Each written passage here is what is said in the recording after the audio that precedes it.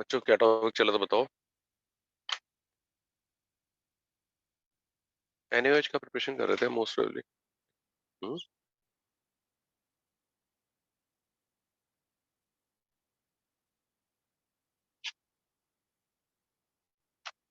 जो बोलो।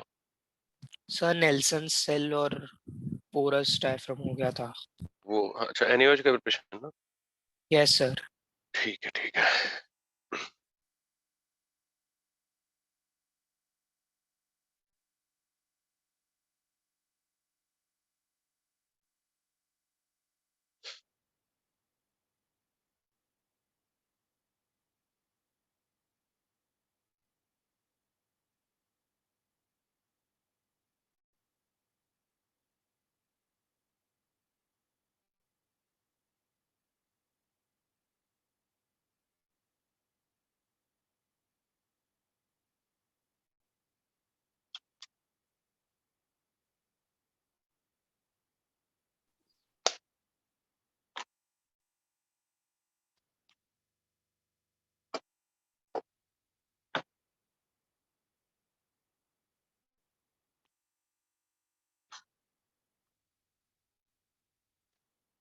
ओके तो हमने नेल्सन सेंस करा था और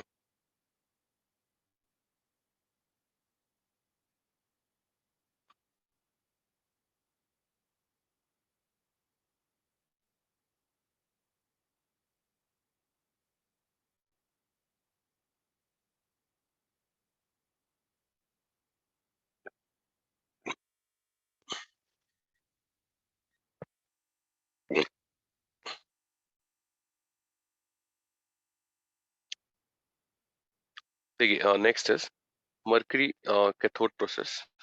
और इसमें फ्लोटिंग मर्करी, लिक्विड मर्करी, इसको कैथोड लिया जाता है। और एच का मतलब रोल होता है amalgam banana,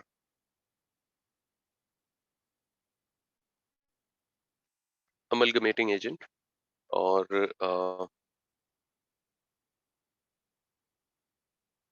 NaCl molten is electrolyte. तो अब देखिए ये तो बहुत ही सिंपल हो गया। NaCl है तो एट एनोड क्या होगा, 2Cl minus goes to Cl2 plus 2 electron.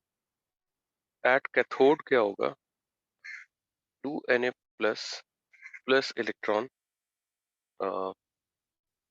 और मर्करी कैथोड है तो यहाँ पे आएगा 2NaHg sodium amalgam, amalgam of sodium. और भाई उसके बाद यहाँ से जो सोडियम लगाया उसको वाटर से ट्रीट कराएंगे तो क्या आएगा, NaOH प्लस H2। और ये Hg एज इट इज बना रहेगा। तो मोल्टन NaCl को इलेक्ट्रोलाइज कराया और फिर वाटर से ट्रीट कर दिया, गेटिंग इट। अच्छा इसके बाद एक होता है केल्नर सॉल्वे प्रोसेस। और भाई this is same as above, पर इसमें इसका बिल्ट अलग होता है। इट हैज 2 कंपार्टमेंट्स, एक सिंगल कंपार्टमेंट सेल नहीं होता है। और बाकी Hg यहाँ पे भी कैथोड है और रिएक्शंस भी सेम है, तो मैं अलग से कुछ लिखूंगा नहीं, ये कॉपी कर दीजिए। Sir, is that Kellner Sol Ray or Sol May? Solvay बी। Sol Way. Okay.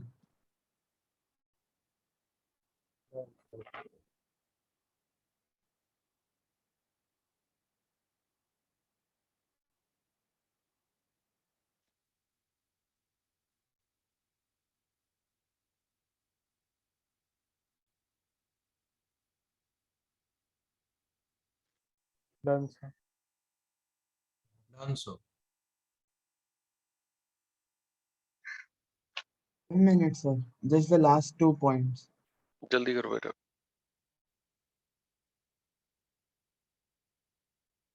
Done, sir. लिखिए प्रॉपर्टीज में आ जाते हैं, प्रिपरेशन हमने काफी कर ली है भाई। It's a colourless compound highly water soluble, it's a colorless compound highly water soluble और thermally stable and decomposes at very high temperature। अब देखिए भाई इसमें एक क्वेश्चन ये आता है कि NaOH का मैंने पहले ही बताया वैसे कि NaOH का सैंपल अगर ओपन रखें तो कंसंट्रेशन कम हो जाता है। ठीक है, लिख लीजिए इस बात को स्टार डाल के कि भाई if sample of NaOH is kept open, if sample of NaOH is kept open, then its concentration gradually decreases, then its concentration gradually decreases and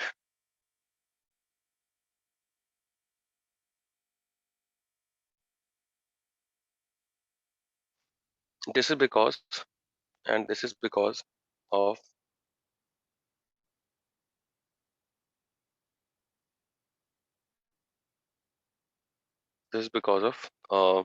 the absorption of acidic CO2 from air। ठीक है, और देखिए ये thermally stable होता है, मतलब बहुत high temperature पे डिकम्पोज होता है। और ये हमारा एक्शन ऑफ हीट। इसके अलावा देखिए NaOH की रिएक्शंस क्या है, एल्कली की तरह है। तो एल्कली की तरह रिएक्शन जो है, रिएक्शन विद एसिड्स, और एसिड्स में भी पहले प्रोटिक एसिड्स। तो देखिए प्रोटिक एसिड्स के साथ रिएक्शन बहुत ही सिंपल है भाई। NaOH प्लस HCl, मेरे साथ साथ लिख सकते हैं।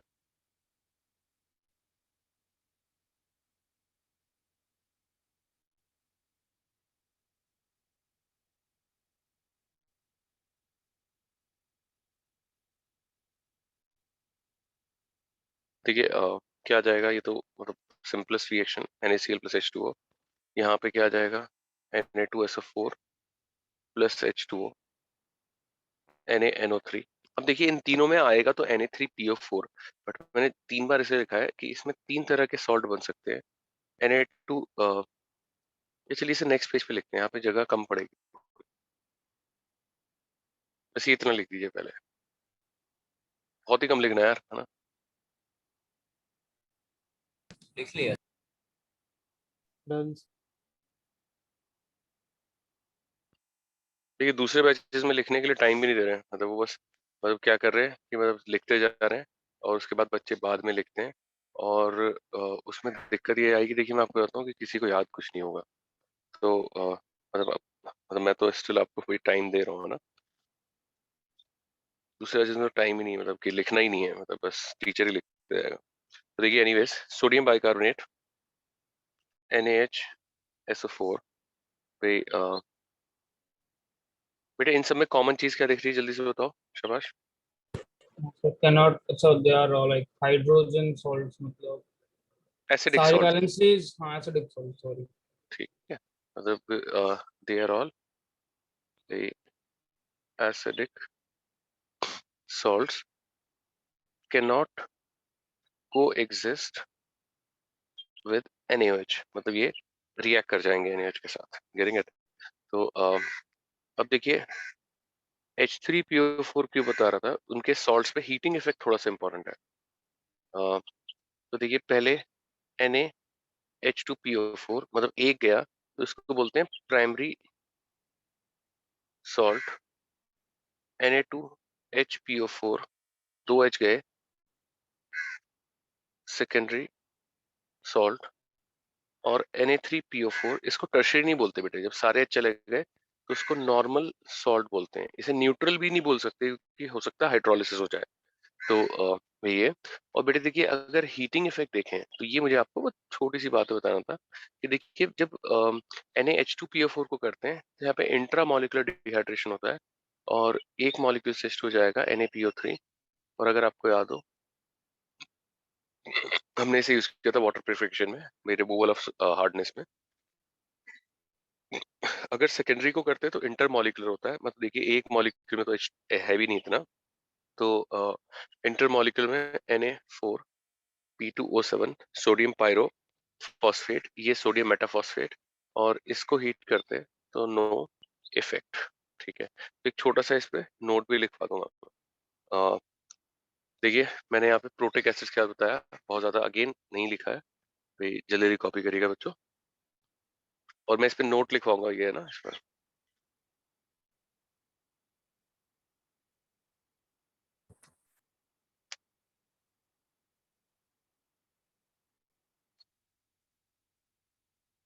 Done, sir. Done, sir. एक last reaction yes sir done. लिख लीजिए कि भाई primary salt of NaOH and H3PO4, primary salt of NaOH and H3PO4 on heating gives intramolecular condensation, intramolecular condensation,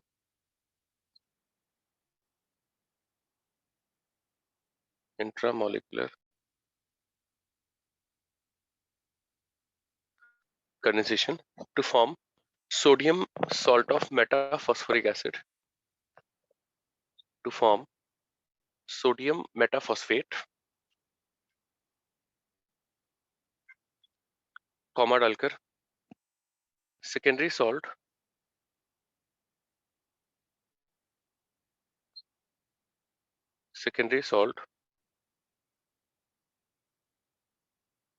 gives intermolecular condensation, intermolecular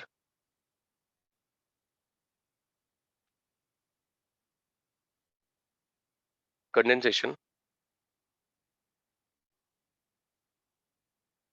and forms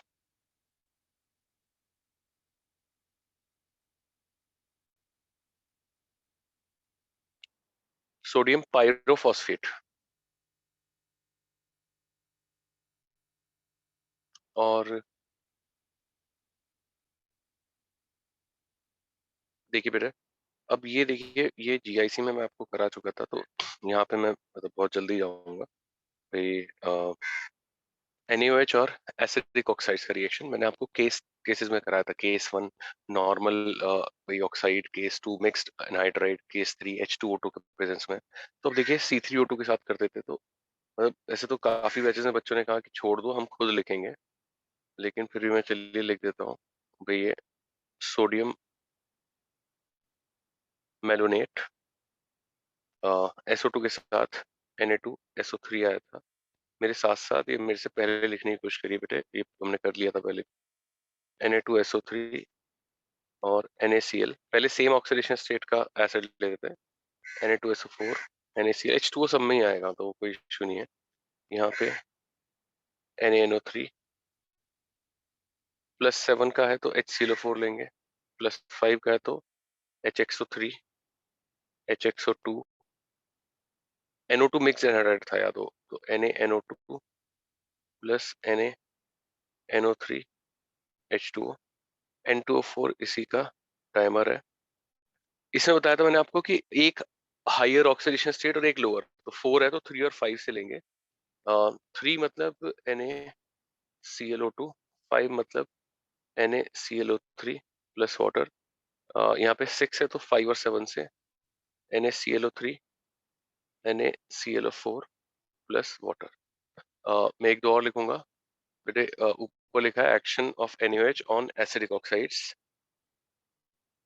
still I say कि मतलब you can leave many of them as a product, बाद में अपने आप लिख सकते हैं। अगर बिल्कुल याद नहीं है तो कॉपी कर लीजिएगा।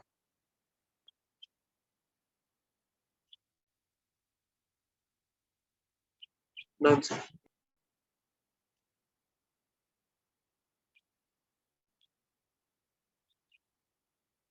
Done, sir.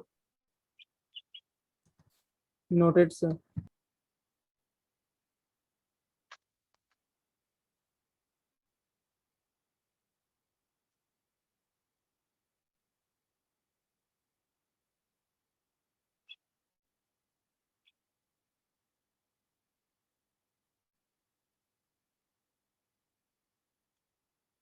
SO3H2O2 में क्या आता था बच्चों, याद है कुछ?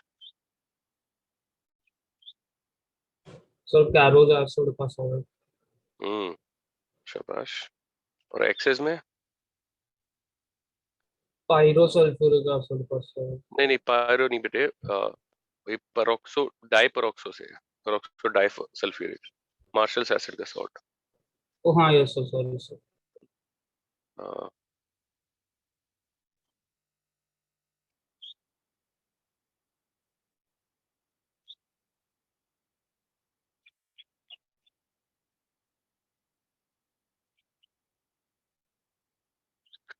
क्या कहते हैं, प्रोडक्ट लिखूं कि नहीं बच्चों?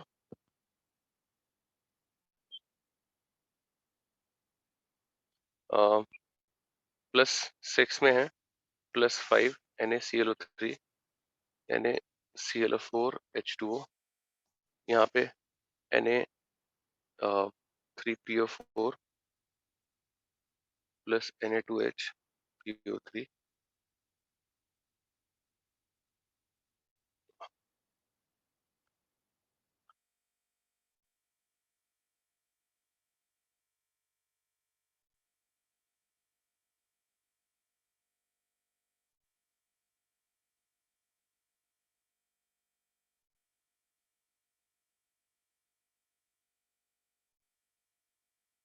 ये लिख लीजिए।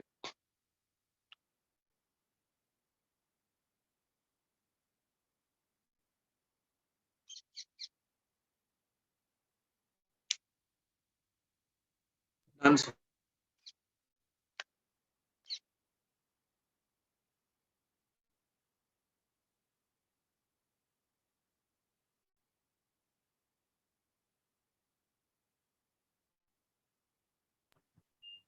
बच्चों हटा Noted. दो। Yes, sir. ओके, तो ये हो गया एसिडिक ऑक्साइड। अब देखिए बेटे, ये भी सारा हमारा करा हुआ पोर्शन है भाई, action of NaOH on amphoteric oxides. तो बेटे याद है क्या था, मेटलेट और मेटलाइट आया था आपका, है ना? Yes, तो sir. बेटे ये भी मेरे साथ साथ या मेरे से पहले करने की कोशिश करिएगा।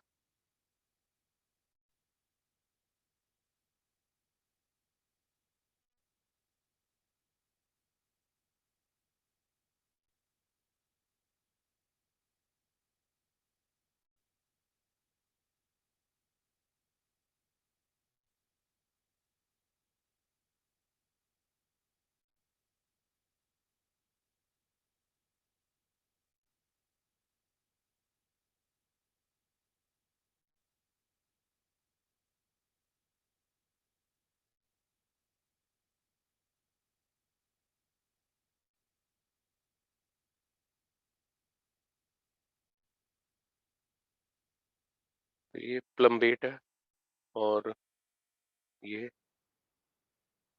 प्लम्बाइट है।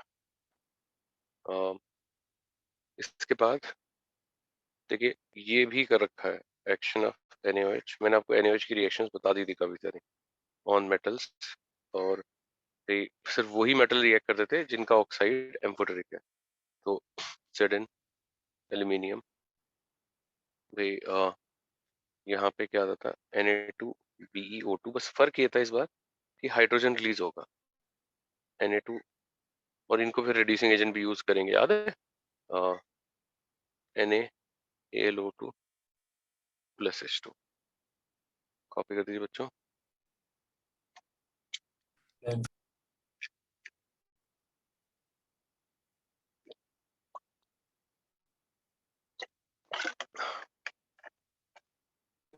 Sir, इसमें like Pb and Sn भी will give the reactions, right? Last वाले में. बेटा भी बताता हूँ नेक्स्ट पेज पे क्या कहते हैं। Okay sir. उसमें कुछ याद है बच्चों, PbSn में क्या कॉम्प्लिकेशन था? किसी को याद नहीं है? Sir, वो hydrated and unhydrated वाला. हाँ, मतलब कि अगर हाइड्रेटेड होगा तो क्या होगा भाई, +4 तक जाता था, और एनहाइड्रस होगा तो +2 पे रुक जाता था। ये सबका हो गया कि नहीं? Yes, sir. Done, sir.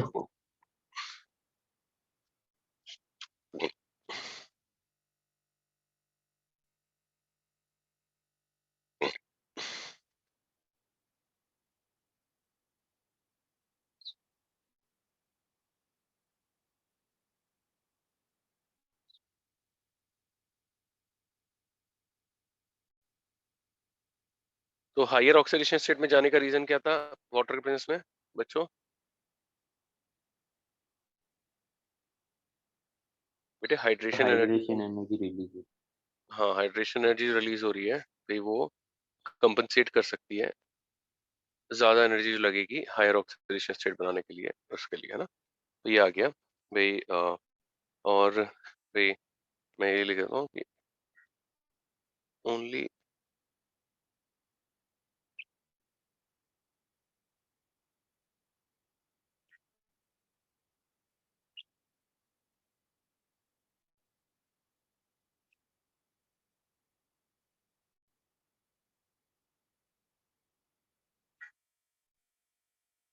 Only metals having amphoteric oxides और हाइड्रोक्साइड्स रिएक्ट विद NaOH, ठीक है।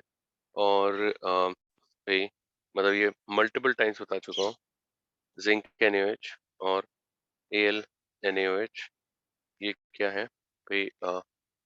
पॉपुलर रिड्यूसिंग एजेंट और नाइट्राइट या नाइट्रेट को रिड्यूस करेगा, याद है ना अमोनिया में Al NaOH अमोनिया। तो मैंने आपको एक क्वेश्चन ही बताया होगा ऐसा कि सॉल्ट है भाई, NaOH डाल रहे हैं तो ammonia evolves but stops after some time. फिर इसमें जिंक NaOH डाला तो अमोनिया एवोल्यूशन रीस्टार्ट्स। और भाई ये ए है, तो ए क्या है इसके बारे में बात करेंगे। तो भाई देखिए यहाँ पे क्या होगा बेटे, अगर कभी भी NaOH डाल के अमोनिया आ रहा है तो इसका मतलब अमोनियम सॉल्ट है। तो सॉल्ट क्या हो सकता है, या तो NH4NO2 हो सकता है या फिर NH4NO3 हो सकता है। बेटे देखिए मतलब बहुत अच्छे से क्लियर होना चाहिए आपको कि मतलब अगर सॉल्ट में NaOH डाला और अमोनिया रिलीज हुआ तो अमोनियम सॉल्ट है। तो हमने जज कैसे किया अमोनियम सॉल्ट है, NaOH डाल के अमोनिया आया। फिर हमने जज कैसे किया कि नाइट्राइट नाइट्रेट है, कि भाई बाद में रुक गया, बट अगर जिंक NaOH डाला तो वापस स्टार्ट हो। बच्चों क्लियर है? Yes, sir. अब इसके बाद देखिए नॉन मेटल्स के साथ पढ़ेंगे, वो रिएक्शन थोड़ा सा नया होगा। मेरी जल्दी से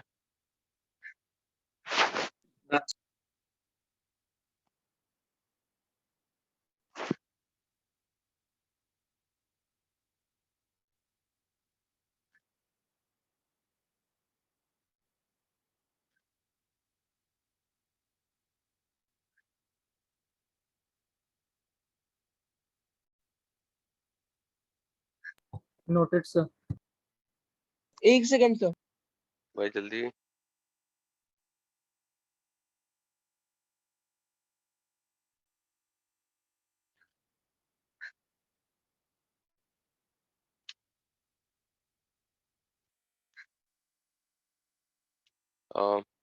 अब देखिए रिएक्शन विद नॉन मेटल्स। तो सबसे पहले देखते हैं विद फास्फोरस। और फास्फोरस में देखिए व्हाइट फास्फोरस और येलो फास्फोरस। मैंने आपको बताया था क्या डिफरेंस होता है व्हाइट फास्फोरस और येलो फास्फोरस में।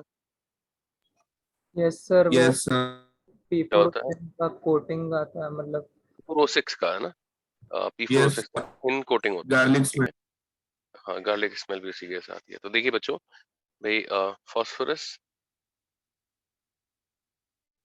disproportionates in aqueous alkali to give pH 3 और भाई H2PO2 माइनस सॉल्ट।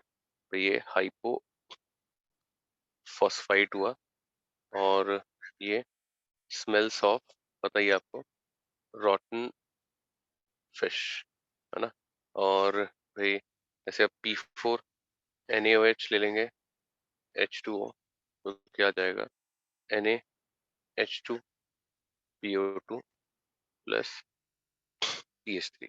अच्छा रेड फॉस्फोरस इस रिएक्शन में reacts very slowly भाई इवन कैन बी इग्नोर्ड, मतलब है ना। अब देखिए एनसीईआरटी में रेड फॉस्फोरस रिएक्शन दे रखी है, तो मतलब this is one of the मतलब मेनी मिस्टेक्स एनसीईआरटी हैज, मतलब है ना, रेड फॉस्फोरस ऑलमोस्ट रिएक्ट नहीं करता है यार। तो एडवांस में कभी भी ऐसे मतलब पूछा जाए तो कोई दिक्कत ही नहीं है, रेड फॉस्फोरस बहुत slow, too slow to be considered. और ब्लैक तो मतलब ही नहीं है भाई। रेड फॉस्फोरस जो होता है भाई, से मैं लिख भी देता हूँ, कैन बी इग्नोर्ड। और black phosphorus no reaction, no reaction with NaOH। और ब्लैक फॉस्फोरस जो होता है thermodynamically most stable allotrope of phosphorus. तो भाई नो रिएक्शन। इसमें कॉम्प्लिकेशन भी है भाई, पहले लिख लीजिए, मैं बताता हूँ कॉम्प्लिकेशन क्या है। Done. सर यस, तो आपने P4 का एनसीईआरटी में क्या बोला सर हम लोग? बेटा आप क्या कर रहे थे मैं जब बोल रहा था? इससे वो थोड़ा नेटवर्क का पता नहीं प्रॉब्लम हो रहा है सर। और बहुत NCERT में रेड से दे रखा है, वो गलत है। अच्छा। हाँ भाई, कर लिया बच्चों? Thank you sir. ओके बेटा।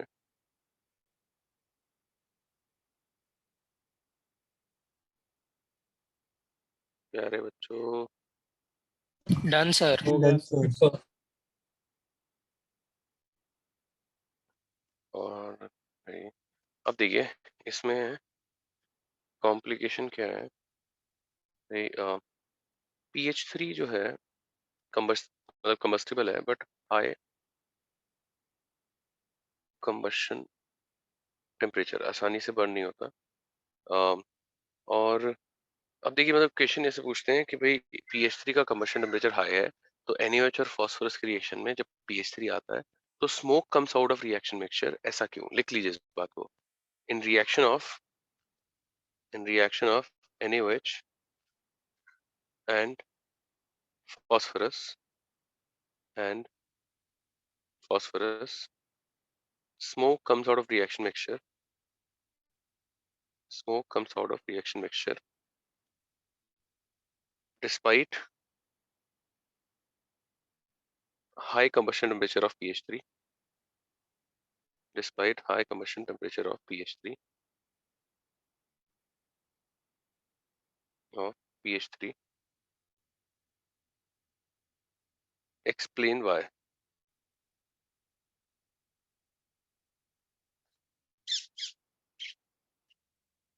Explain why. और देखिए मैं बताता हूँ, फैक्चुअल क्वेश्चन है थोड़ा, ऐसे अपने आप नहीं बता पाएंगे। तो होता क्या है, P2H4 मतलब जब भी PH3 NaOH की रिएक्शन से बनता है भाई, या हाइड्रोलिसिस से फॉस्फाइड के obtained भाई,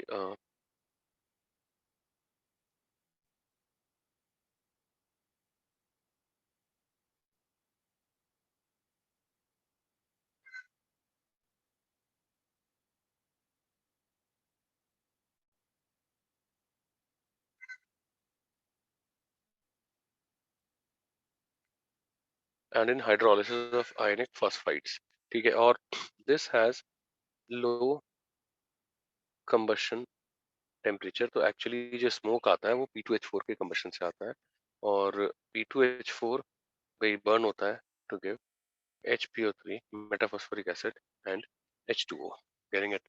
तो अब देखिए कई बार PH3 प्यूरिफिकेशन की बात कर लेते हैं कि अगर भाई हमें गैशियस मिक्सचर मिला तो कैसे करेंगे। तो ये मैंने आपको पहले भी बताया वैसे, मतलब अगर आपको याद हो, तो PH3 जो होता है वो slightly basic in nature. Basic होता है, और P2H4 ऑलमोस्ट न्यूट्रल, कोई सॉल्ट नहीं बनाता एसिड्स के साथ।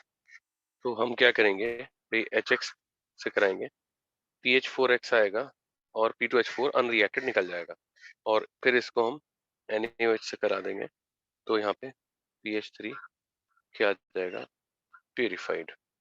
बच्चों लिख लीजिए। सर तो जो स्मोक रहता है वो P2H4 का रहता है ना? P2H4 के कंबशन की वजह से रहता है। Okay sir.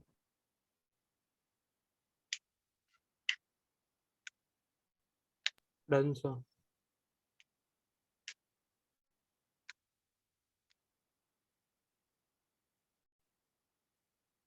बच्चों यस है?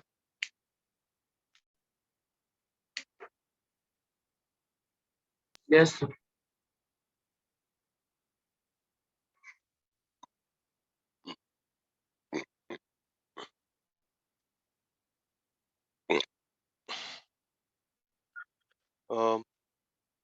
लिख लीजिए सोल्यूशन उसका कि भाई in reaction of phosphorus and NaOH, in reaction of phosphorus and NaOH,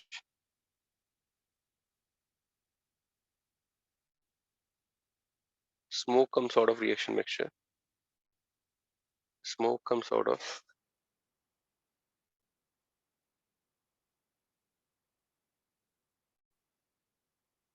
reaction mixture due to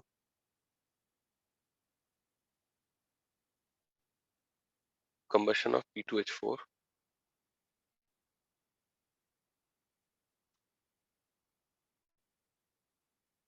due to combustion of P2H4। ठीक है, अब देखिए भाई सल्फर का डिस्प्रोपोर्शनेशन है, ये भी डिस्प्रोपोर्शनेट करता है S-2 और S2O3 2 माइनस, मतलब सल्फाइड और थायोसल्फेट में। और यही चीज भाई मतलब काम भी आती है Na2S2O3 के प्रिपरेशन में। इसमें एक ही कॉम्प्लिकेशन है कि भाई अगर सल्फर एक्सेस में हो तो NaOH के साथ Na2S5 और Na2S2O3 प्लस H2O, ये क्या आ गया, पेंटा सल्फाइड। तो अगर सल्फर एक्सेस में हो तो पेंटा सल्फाइड आएगा। और ये ही मतलब प्रिपरेशन ऑफ, अब हम आज ही देखेंगे कंपाउंड Na2S2O3 में यूज भी होता है, इस sulphur excess plus NaOH Na2S5 plus Na2S2O3 H2O और Na2S5 plus O2 plus H2O NaOH plus Na2S2O3 and ये रिसाइकल्ड। बच्चों लिख दीजिएगा।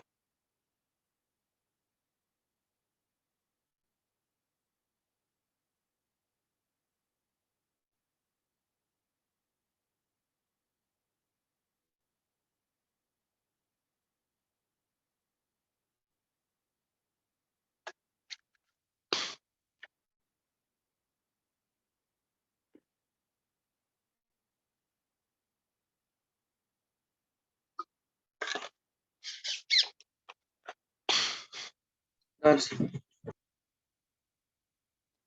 हटा दो बच्चों। Noted, sir.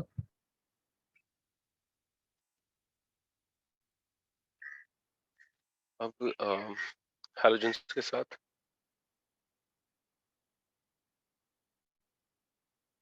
और हैलोजेंस के साथ भाई पहले देखिए फ्लोरीन के साथ NaOH cold and dilute,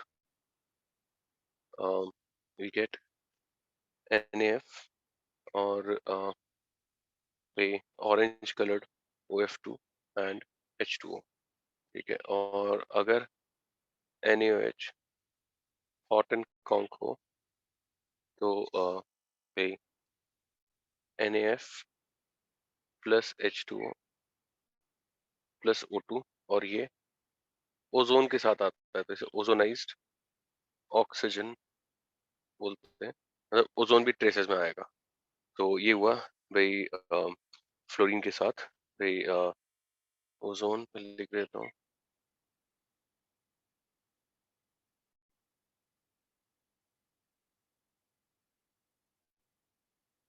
impurity in this।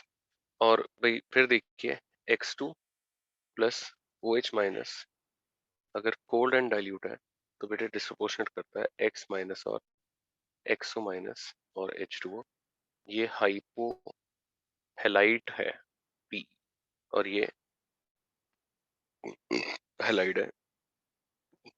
और बेटे एक्सो माइनस जो होता है अगर इसको हीट करें तो ये डिस्प्रपोर्शनेट करता है X माइनस और XO3 माइनस में, ये हेलेट है। तो यहीं से हम कहते हैं कि X2 plus OH minus hot and conc. बेटे देखिए NaOH का रिएक्शन जो है ना नॉन मेटल्स के साथ बहुत इंपॉर्टेंट है। ऐसा कोई एग्जाम नहीं है जिसमें ये मल्टीपल टाइम्स नहीं पूछा गया हो, multiple times including JEE. Getting it? तो देखिए फास्फोरस के साथ डिस्प्रपोर्शनेशन, सल्फर के साथ डिस्प्रपोर्शनेशन और हैलोजेंस के साथ भी डिस्प्रपोर्शनेशन। जल्दी से कॉपी करिए, हम coming in a minute.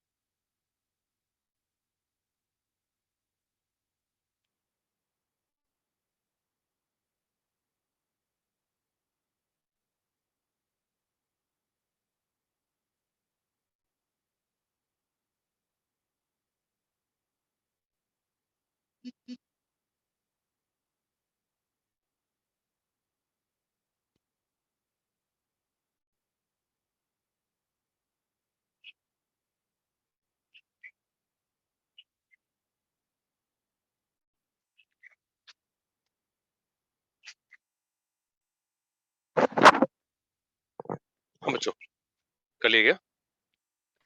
Yes. Last वाला रिएक्शन इंपॉर्टेंट ना? बेटे सारे रिएक्शन इंपॉर्टेंट है NaOH के, है ना? लिख दीजिए कि भाई hypohalite is thermally unstable, hypohalite is thermally unstable and disproportionates on heating, and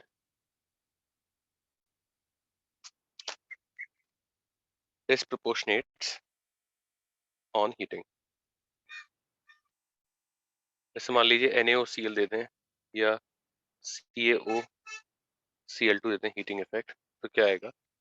NaCl और NaClO3, CaCl2 प्लस भाई CaClO3 ट्वाइस। पास हो गया।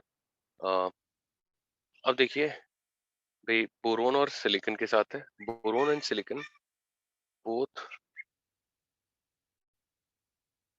reacts only with fused or molten NaOH, no reaction with aqueous NaOH, or this is because of their like less reactive nature. By boron is very less active chemically, और उसका reason शायद बताया मैंने, नहीं तो मैं बता रहा हूँ। they exist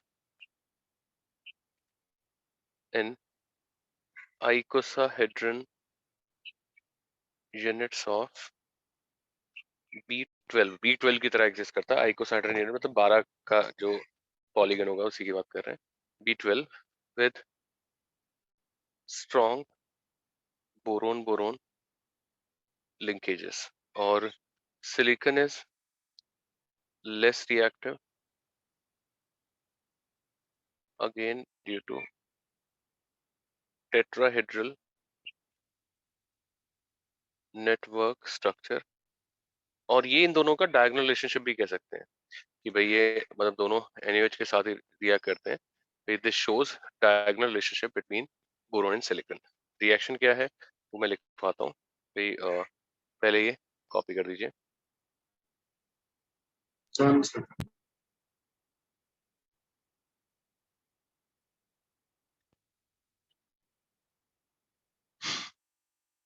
छोटा दूं?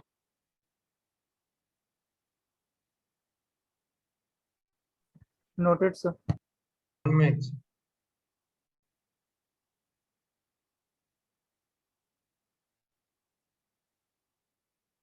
Done, sir. Noted.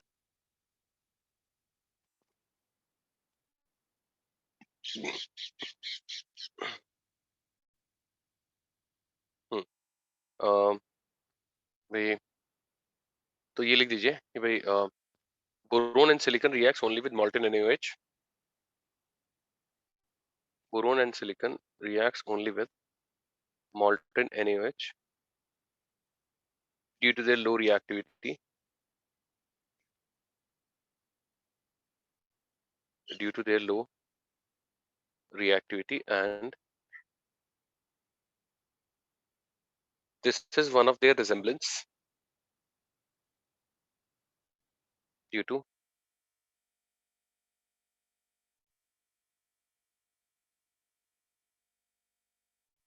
diagonal relationship.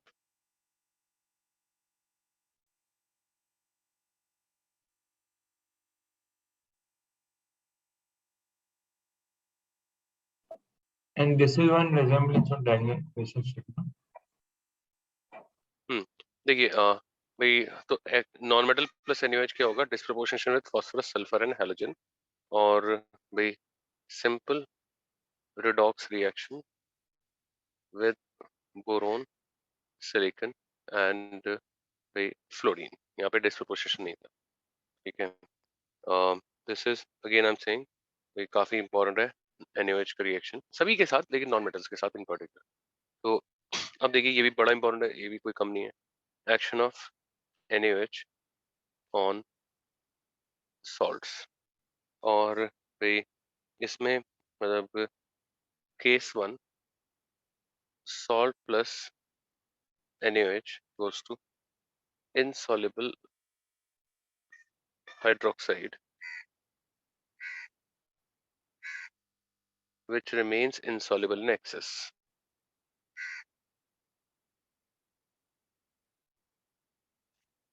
NaOH. अब केसेस नेक्स्ट पेज पे बताता हूँ.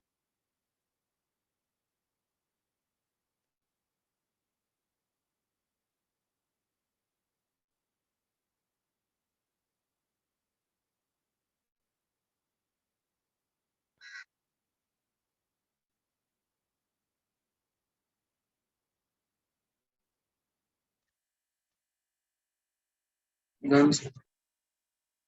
1 second sir, last time. Done, sir.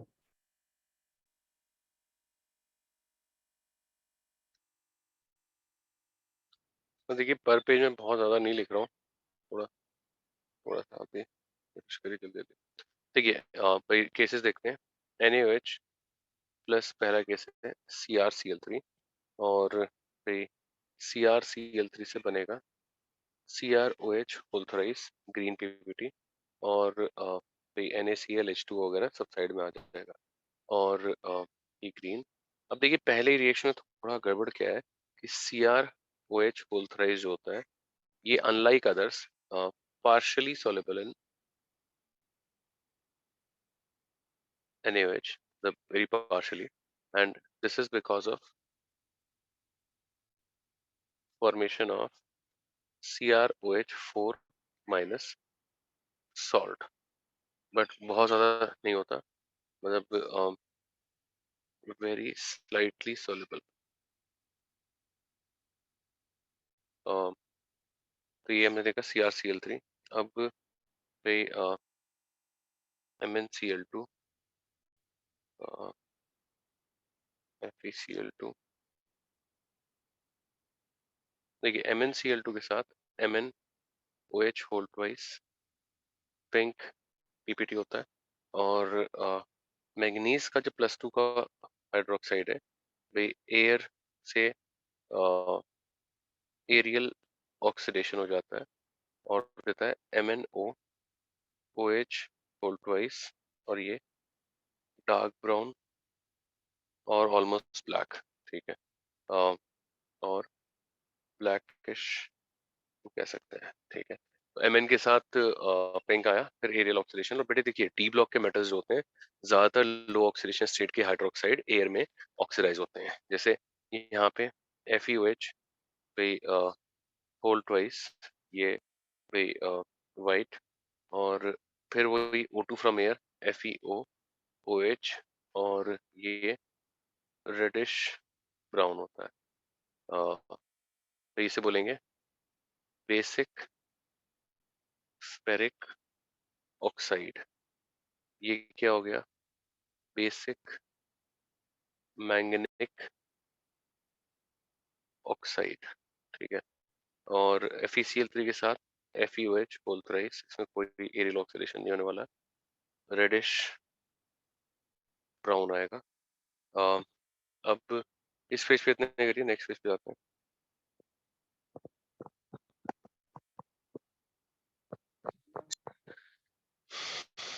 थोड़ा सा लिख सकता हूँ, COCl2 के साथ भी लिख दे रहा हूँ, COOH होल ट्वाइस,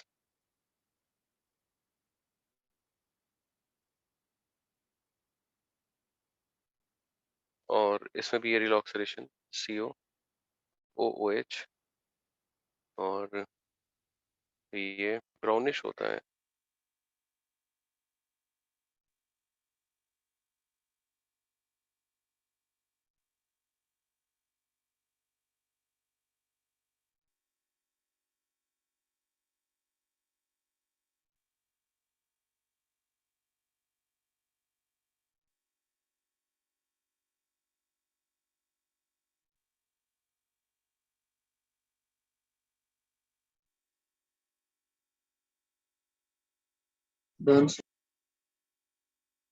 बच्चों yes, half a minute. Parth Shah इस पेज में आ रहा है क्या ये? बेटा आपका नाम क्या है? हाफ ऐसे बहुत रियर में लगता है। हाँ नहीं, मतलब आवाज से मेरे को लगा। हाफ ए मिनट नाम क्या है बेटा आपका? So Neil, अच्छा नील है, मतलब मुझे पार्थ ऐसी बात लग रही so Parth Neil. थी। बच्चे पार्थ मत बोलिए सन। 2 मिनट के लिए डर गए थे पूरा। हटा दो क्या? Yes sir. So, बेटा final product is MnOH whole twice, दिख रहा है बेटा MnOOH होल ट्वाइस, आंखें देखिए खोल कर थोड़ी सी। हटा दो बच्चों, ठीक है। अब देखिए भाई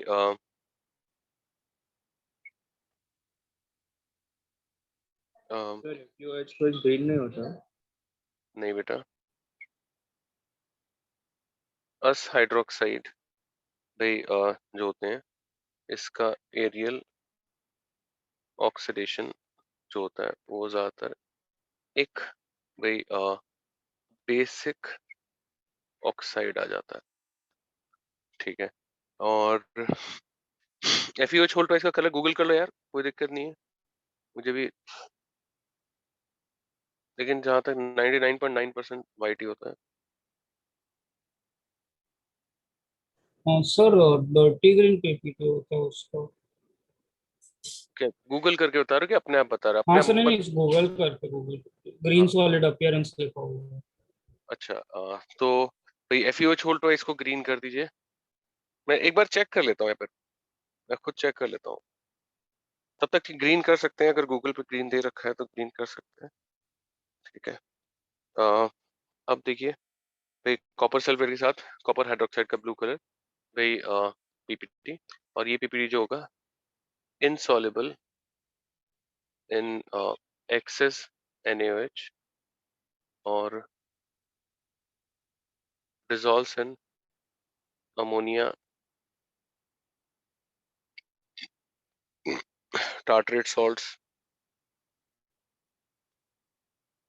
citrate salts etc, ठीक है। तो ये आपने फिलिंग्स एजेंट बेनेडिक्ट एजेंट में पढ़ा होगा, तो उसको हम जान लेते हैं। अब देखिए केस 2 भाई सॉल्ट प्लस NaOH भाई insoluble hydroxide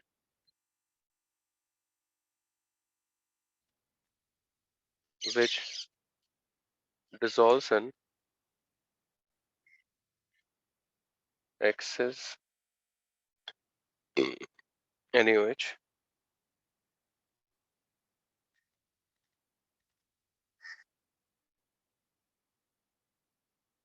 due to formation of metalite or मेटलेट। और ये वही होंगे जिनके एम्फोट्रिक है ना।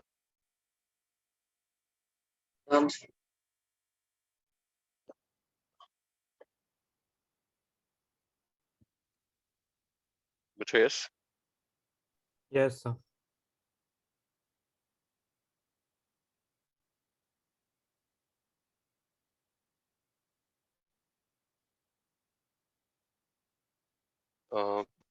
सर साथी सर आपने प्रीवियस पेज पे आईसी बेसिक ऑक्साइड लिखा था ना, जब असाइड्रोक्साइड एरियल ऑक्सीडेशन। एक बेसिक ऑक्साइड आईसी। अच्छा एक तो क्या कर रहा है नील?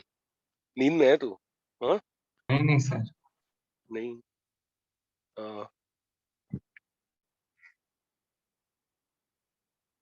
नील कौन से बैच में बेटे आप? Sir anti anti one. NT1 okay. एक नील NAPGC वाला भी था तो मुझे लगा ठीक है। देखिए साहब भाई, डिसोल्यूशन वाली जो केसेस हैं बेटे, ये वही केसेस हैं जो एम्फोट्रिक थे, है ना। तो देखिए यहाँ पे क्या आएगा, PeOH होल ट्वाइस और भाई ये Na2BeO2 प्लस H2। यहाँ पे जिंक हाइड्रोक्साइड का वाइट PPT और बेटे मेरे साथ साथ लिख दीजिएगा Na2ZnO2 प्लस H2O। और यहाँ पे भी AlOH होल थ्राइस का वाइट PPT। और बेटे ये दोनों का टेस्ट भी है ये, इसीलिए मैं स्टार डाल रहा हूँ। और NaAlO2 प्लस जल ही जीवन है, SNOH होल ट्वाइस, Na2SNO2 जल ही जीवन है। यहाँ पे SNOH होल 4 या एक्चुअली H2SNO3 बनता है और Na2SNO3 मेटलेट, PbOH whole twice, Na2PbO2 और Na2PbO3 और ये आ जाएगा। अब केस 2 केस हो गए। केस 3 सॉल्ट प्लस NaOH पे तुम्हारा अनस्टेबल हाइड्रोक्साइड और पे which decomposes to give oxide, which और ज्यादा केस नहीं बेटे, इसमें 2 ही केस है। NaOH plus AgNO3 AgOH white और ये डिकम्पोज होता है Ag2O ब्राउन में। और बेटे इसीलिए आपने देखा होगा हॉफमैन्स एलिमिनेशन, उसमें हम क्या लेते थे, मॉइस्ट Ag2O लेते थे, क्योंकि AgOH एग्जिस्ट नहीं करता, इसलिए हम कहते थे कि ये AgOH के इक्विवेलेंट है। बेटे कॉपी करिए, मैं 1 मिनट में जरा वॉशरूम हो के आता हूँ, just a minute.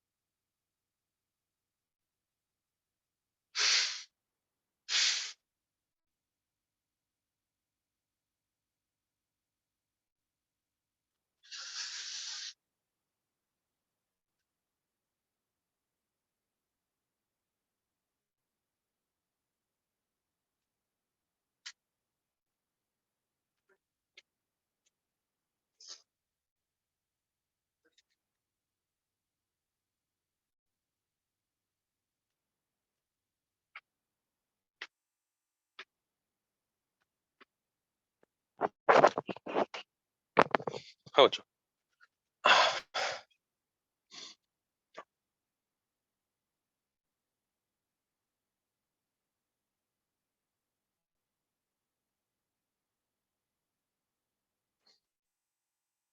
Done.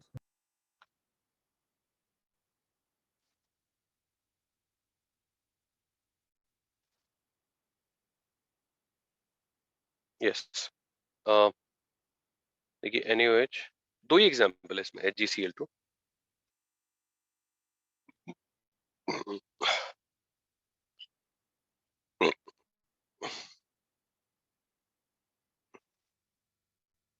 Plus H2O HgO आ जाता है।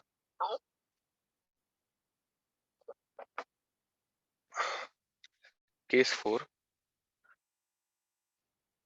देखिए सॉल्ट प्लस NaOH और भाई गैस इवॉल्व, तो इसमें दो ही केसेस हैं बेटे।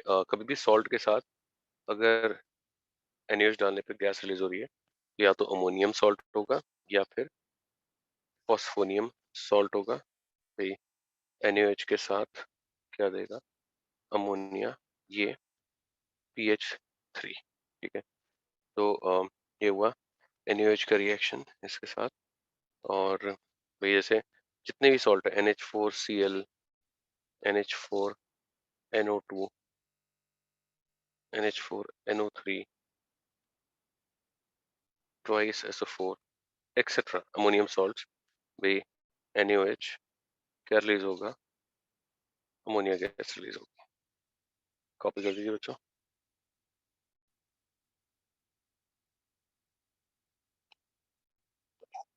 Done, sir. Done.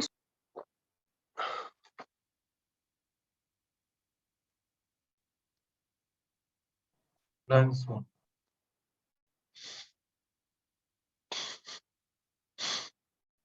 और अब भाई ये हो गया, लास्ट है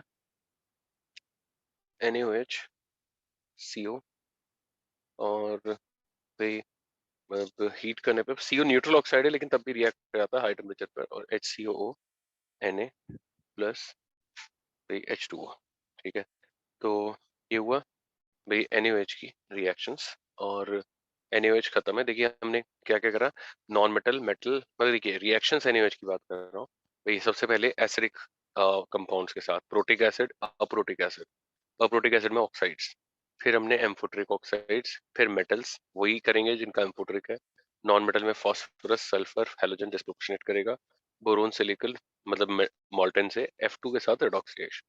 फिर हमारा बेस सॉल्ट के साथ insoluble which remains insoluble, insoluble which dissolves, unstable and gas evolved, और लास्ट में CO। तो अब बेटे देखिए चालू करें Na2CO3 डॉट 10H2O, वे वॉशिंग सोडा और सोडियम कार्बोनेट। और भाई देखिए इसमें Na2CO3 डॉट 10H2O फॉर्म जो होती है भाई, ये हम इसे बोलते हैं डेका हाइड्रेट। बेटे अगर इसे ओपन में रखें तो भाई मतलब क्रम्बल्स टू वाइट पाउडर जो कि मोनोहाइड्रेट होता है Na2CO3 डॉट H2O, और दिस इज मोनोहाइड्रेट, ठीक है। तो ये तो एक प्रॉपर्टी बता दी। अब प्रिपरेशन देखेंगे, और प्रिपरेशन में देखिए सॉल्वेज प्रोसेस, अगेन ऐसा कोई एग्जाम नहीं है इंक्लूडिंग बोर्ड, जितने भी सारे MHCT, बिरला वाला बिट्स हो गया, IIT हो गया, मेंस हो गया, सब में पूछा गया, मल्टीपल टाइम्स पूछा गया सॉल्वेज प्रोसेस। और भाई सॉल्वेज अमोनिया सोडा प्रोसेस भी बोलते हैं। और भाई इसमें रॉ मटेरियल्स जो यूज होंगे वो ब्राइन मतलब NaCl का एक्वा सॉल्यूशन भाई, और इसके अलावा अमोनिया, इसको हम रिसाइकिल भी करेंगे भाई, रिसाइकल्ड एफिशिएंटली। और भाई इसके अलावा कैल्शियम कार्बोनेट, और ये होता है सोर्स ऑफ CO2।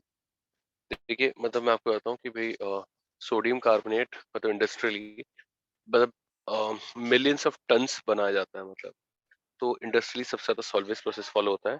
और उसका रीजन ये है कि इसमें बहुत हाई लेवल ऑफ रिसाइकलिंग है, मतलब काफी सारी चीजें रिसाइकल होती हैं।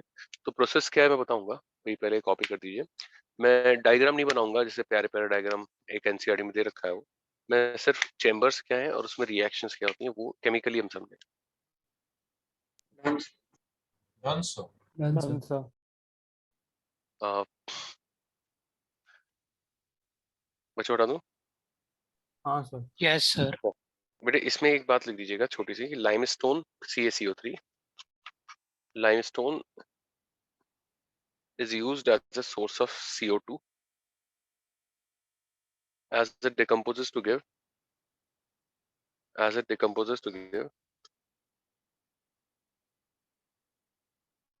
calcium oxide and CO2।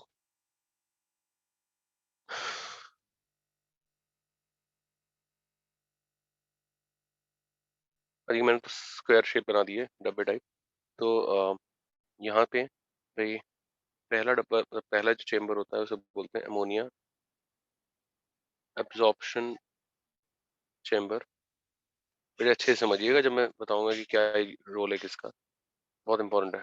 Carbonation भाई टॉवर, और ये भाई फर्नेस और लिन मतलब हिंदी में भट्टी बोलते हैं, और अमोनिया रिकवरी टॉवर।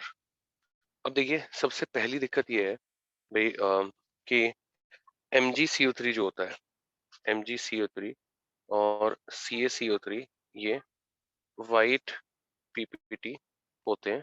तो MgCO3 बहुत स्लाइटली सॉल्युबल है। तो मतलब अगर Mg+2 और कैल्शियम+2 प्रेजेंट हुआ तो वो Na2CO3 के साथ रिएक्ट कर जाएगा, ये एक इशू है। अच्छा इसके अलावा हम भाई जो यूज करेंगे बेसिक्स वो बताता हूँ।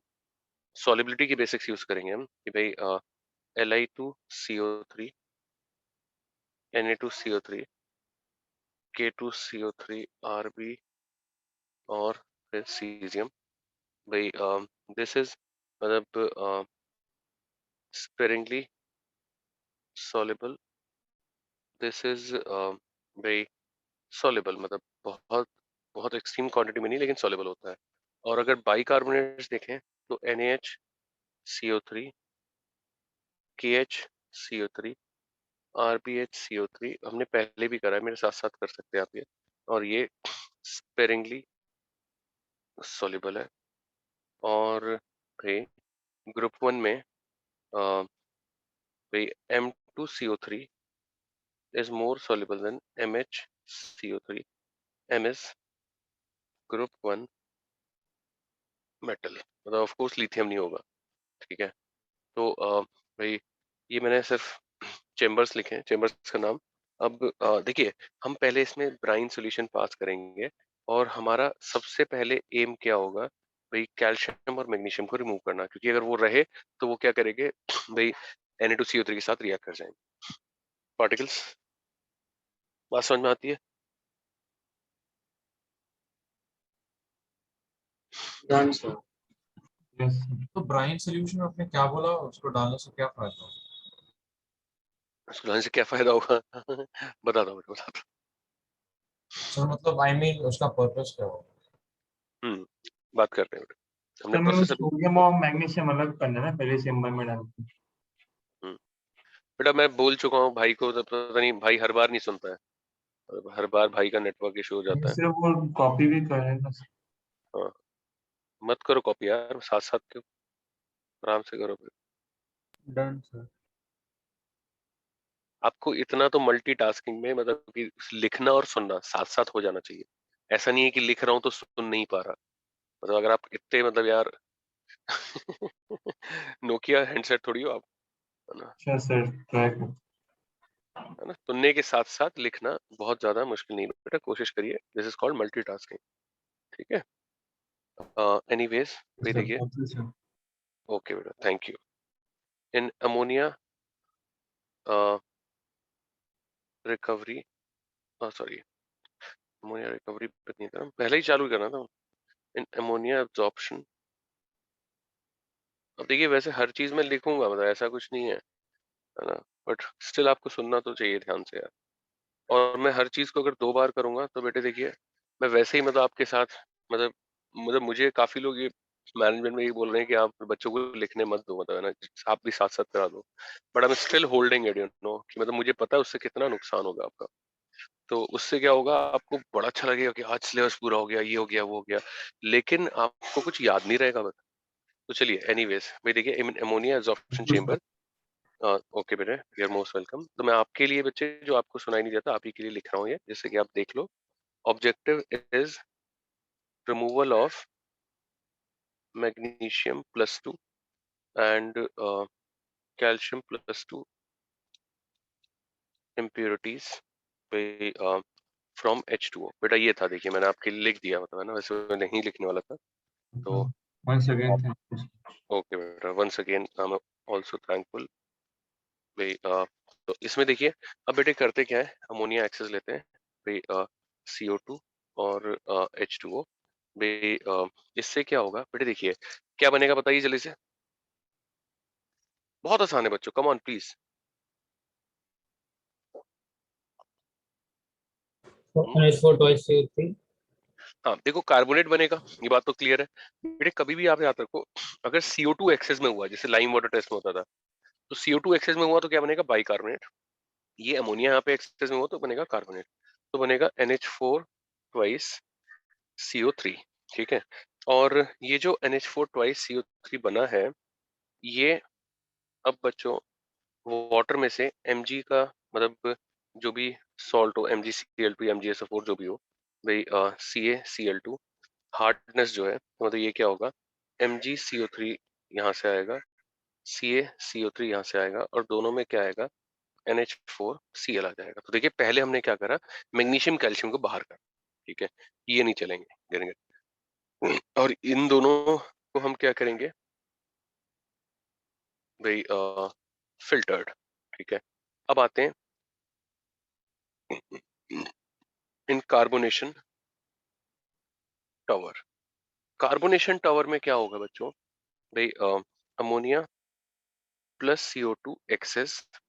और बेटे एक बात समझिएगा, देखिए सॉलिबिलिटी क्या है, ये है भाई। तो हम क्या करते हैं, M2CO3 डायरेक्ट नहीं बनाते, हम ये बनाते हैं क्योंकि ये कम सॉल्युबल है, तो इसको सेपरेट करना आसान होगा, और फिर इसको हम हीट करके बनाते हैं बेसिकली। तो देखिए वो अभी आने वाला है प्रोसेस में। तो यहाँ पे देखिए H2O, यहाँ से क्या आएगा, NH4HCO3। अब इस प्रोसेस का आगे का रिएक्शन में नेक्स्ट पेज पे लिख पाऊंगा। पहला मैंने चेंबर क्या करता है बताया। If there is any problem please ask me, if there is not please copy. Sir एक छोटा सा डाउट था बोलो बेटे। सर, रिमूवल ऑफ हार्डनेस में ये वाला मेथड क्यों नहीं यूज करते? बेटे कैसी बातें करता है तू, हमने करा तो था, कार्बोनेट करा था ना बच्चे, सोडियम कार्बोनेट नहीं करा था, अच्छा हाँ, ये सो है ना। हाँ तो समझा। कार्बोनेट कोई सा भी यूज कर लो, इसमें कोई फर्क नहीं पड़ता, अमोनियम करो कि सोडियम करो। ओके।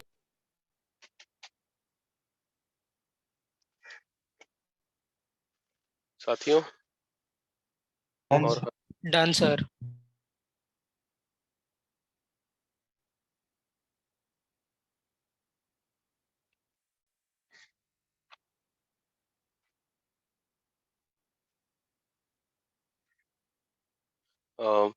तो अब हम कहाँ गए थे, अमोनियम कार्बोनेट तक आ गए थे। और भाई इसमें एक चीज लिख लीजिएगा, H2O free of magnesium +2 and calcium +2, है ना, ऐसा लिख दीजिएगा, ठीक है बच्चों। सर इस H2O में फिर वो NH4Cl भी रहेगा ना? भाई ये अलग अलग कर दिया है ना NH4Cl फिल्टर कैसे करेंगे फिर? भाई। NH4Cl हमने मतलब उसको न्यूट्रलाइज कर सकते हैं कैल्शियम ऑक्साइड के साथ, हम देखेंगे अभी, आप देखते जाओ, है ना, ओके। NH4Cl का क्या हो रहा है। अभी जब पूरा प्रोसेस हो जाएगा तब आप पूछिएगा कुछ, है ना। Okay okay. तो अमोनियम बाइकार्बोनेट लिया है और भाई अमोनियम बाइकार्बोनेट जो है भाई इसको NaCl के साथ ट्रीट कराते हैं और NaHCO3 और NH4Cl, ठीक है। और भाई ये देखिए ये क्या है, हाईली वाटर सॉल्युबल, मतलब भाई सारे अमोनियम सॉल्ट जो होते हैं वो वाटर सॉल्युबल होते हैं appreciably, and it is because of H bonding of भाई ammonium cation and H2O।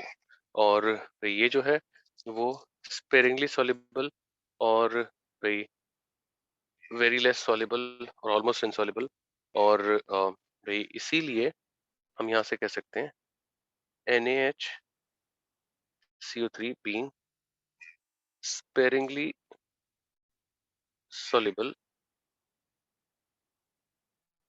can be crystallized effectively from solution. मतलब यहाँ पे हमने डायरेक्ट कार्बोनेट क्यों नहीं बनाया, क्योंकि कार्बोनेट ज्यादा सोल्यूबल होता है, उसको ये क्रिस्टलाइजेशन से करते हैं बेटे, है ना। सब NH4Cl क्रिस्टलाइजेशन से अलग होगा, जो कम सोल्यूबल है वो क्रिस्टल बन जाएगा और ये भाई फिल्ट्रेट रहेगा। तो हमने डायरेक्ट अगर पूछ लें कार्बोनेट क्यों नहीं बनाया, क्योंकि carbonate would have been more soluble, तो इसको सेपरेट करना NH4Cl से मुश्किल हो जाता। Getting it. अब आते हैं इन भाई लेन और फर्नेस। भाई और फर्नेस में क्या करते हैं भाई, NaHCO3 जितने भी बाइकार्बन होते हैं वो थर्मली अनस्टेबल होते हैं, तो भाई Na2CO3 CO2 प्लस H2O। अच्छा, MgCO3 जो हमने फिल्टर किया था उससे MgO और CO2 ये रिसाइकल्ड, CaCO3 हमने जो भाई फिल्टर किया था उससे दोबारा कैल्शियम ऑक्साइड CO2 और ये भी रिसाइकल्ड। अब अमोनिया रिकवरी कैसे होगी वो हम देखेंगे भाई।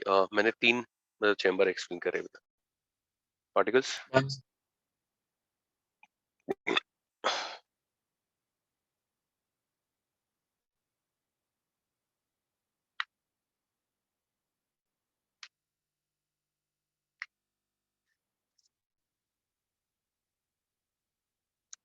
बच्चों ऐसे यस सर। तो आपने ऐसे रिसाइकल्ड क्यों लिखा है इसमें? मैं समझा रिसाइकिल नहीं। हो रहा है ये बेटा, क्योंकि वो रिसाइकिल हो रहा है इसलिए मैंने रिसाइकिल लिख दिया, है ना। रीजन है कोई रिसाइकल? रीजन है मतलब यार ये क्या बात कर रहे हो आप भाई, वो मिल रहा है तो उसे रिसाइकिल कर लेंगे, यूज कर लेंगे, वेस्ट नहीं करते हैं। Human tendency not to waste, हाँ ओके ओके है थैंक ना यू। बेटा। ओके। भाई आपका नाम क्या है बेटा, नील ही है क्या? हाँ सर। अरे नील आज क्या कर रहा है तू, आज बहुत स्लो स्लो सा लग रहा है मुझे तू। इन अमोनिया रिकवरी चैम्बर, और देखिए कैल्शियम ऑक्साइड जो फर्नेस से था वो H2O, calcium hydroxide, magnesium oxide, magnesium hydroxide, और जितना भी NH4Cl है वो हर एक चैम्बर में सेपरेट करा जाता है और भाई इससे ट्रीट करते हैं। तो यहाँ पे क्या आएगा, CaCl2 और अमोनिया और H2O, फिर दोबारा से हम इसको दोबारा यूज कर लेंगे, रिसाइकल्ड करेंगे। और ये हमारा भाई मतलब बाय प्रोडक्ट और भाई वेस्ट प्रोडक्ट, देखिए वेस्ट प्रोडक्ट में बहुत कम है, और CaCl2 अपने आप में भाई काफी इंपॉर्टेंट केमिकल है, तो ये आता है। और मतलब MgOH होल ट्वाइस, मतलब NH4Cl यहाँ पे, MgCl2 और NH3 और H2O, ये भी भाई रिसाइकल्ड, गेटिंग इट। तो देखिए मतलब ये था सॉल्वेज प्रोसेस। अब देखिए सॉल्वेज प्रोसेस में K2CO3, Rb2CO3 and CS2CO3, they cannot be obtained by solvay type process। और उसका रीजन क्या था भाई, उसका रीजन ये है कि सोडियम बाइकार्बोनेट तो काफी कम सॉल्युबल था, बट ये क्या होते हैं ज्यादा सॉल्युबल होते हैं, तो इसको भाई इफेक्टिवली NH4Cl से सेपरेट करना मुश्किल होगा। सॉल्युबिलिटी भाई दिस इज मतलब ये दूसरी बार लिख रहा हूँ मैं यहाँ पे, sparingly soluble and they are more soluble।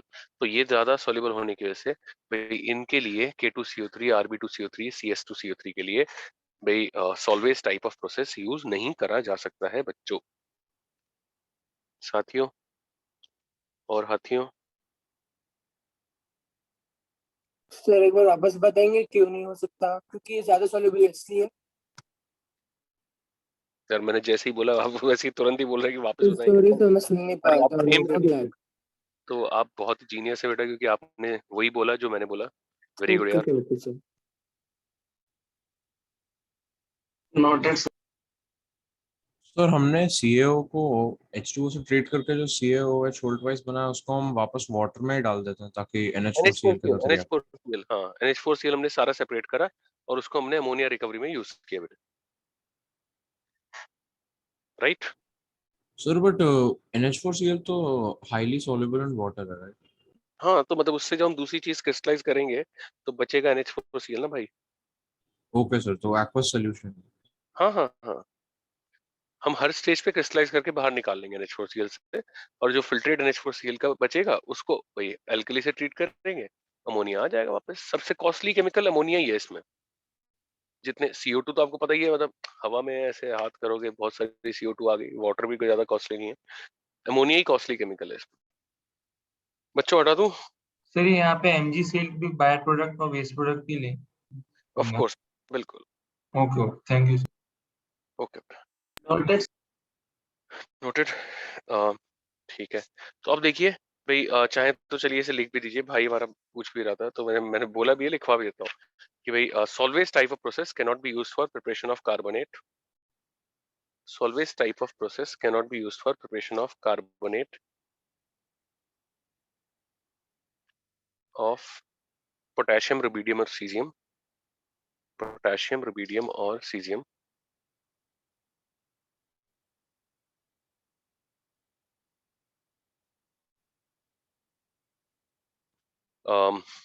Because their bicarbonates are more soluble. Because their bicarbonates are more soluble and it'll be difficult to separate them from. It'll be difficult to separate them from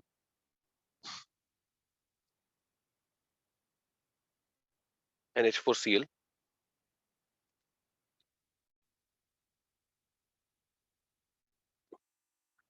In their aqueous solution. From aqueous solution. From aqueous solution.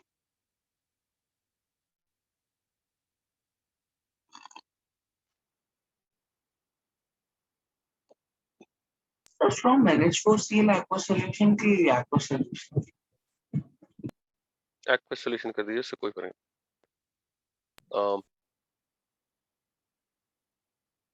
देखिए भाई, अब है labelling process, और इसमें raw material भाई हम लेते हैं वही NaCl, aqueous, brine, भाई conc, H2SO4 और calcium carbonate and carbon in the form of Coke. तो अब देखिए ये प्रोसेस बहुत सिंपल है यार, कुछ भी नहीं है। NaCl प्लस conc H2SO4 भाई NaHSO4 प्लस हमारा HCl, और इसको सॉल्ट केक कहा जाता है। और भाई NaHSO4 प्लस NaCl Na2SO4, और देखिए ये रिएक्शन बड़ी इंपॉर्टेंट है। Na2SO4 कैल्शियम कार्बोनेट और कोक अगर हीट करेंगे तो यहाँ से आता है कैल्शियम सल्फाइड और Na2CO3। इसको कहा जाता है ब्लैक ऐश, और भाई यहाँ से मतलब भाई Na2CO3 को सेपरेट करा जाएगा। भाई ये हो गया labelling process.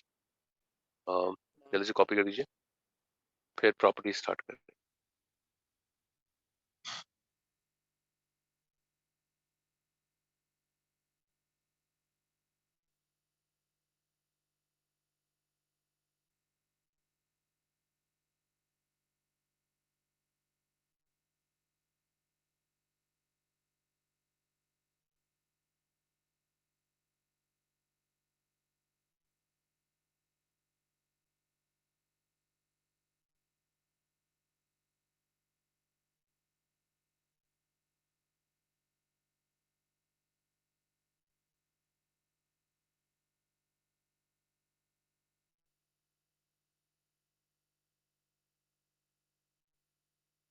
Done sir.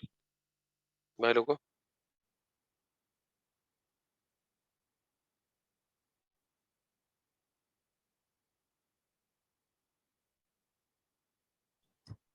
Noted, sir. Okay, तो लिख दीजिए कि भाई सोडियम कार्बोनेट के बारे में, white coloured solid crumbles to powder, white coloured solid crumbles to white powder on keeping it open,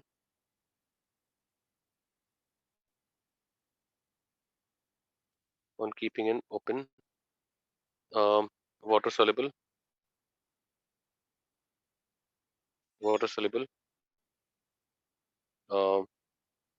aqueous solution is alkaline due to anionic hydrolysis. Aqueous solution is alkaline due to anionic hydrolysis. और भाई anionic hydrolysis, thermally stable,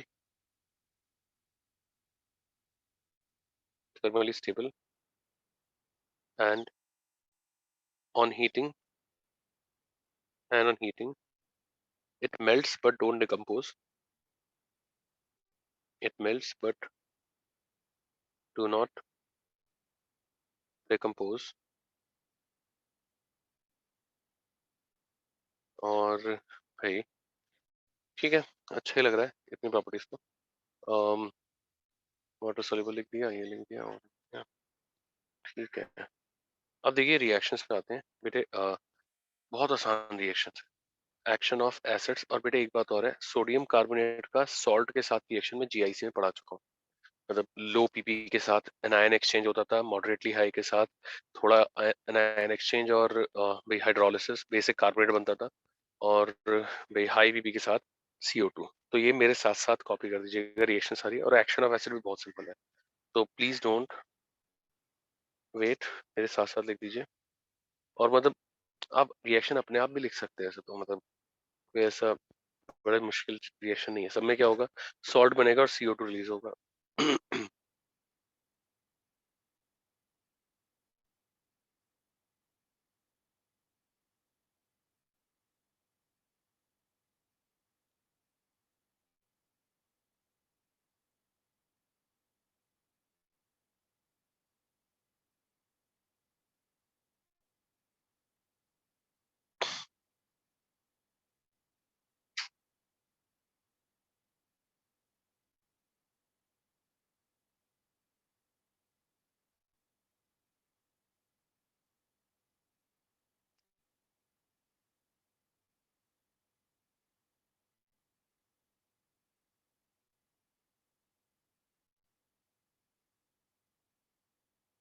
देखिए यहाँ पे क्या आ जाएगा, NaCl, Na2SO4, Na3PO4, NaNO3, CH3COO, Na2O2, और CO2 और H2।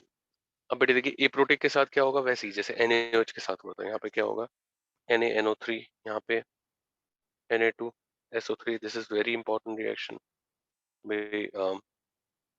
Na2SO4, Na3PO4, और ये मिक्स्ड ऑक्साइड है, तो NaNO2 प्लस NaNO3, और फिर वही सब में CO2 और H2। बच्चों Sir, H2O won't be released, right? H2O H2O release नहीं होगा ना? हटा दीजिए। हाँ, yes.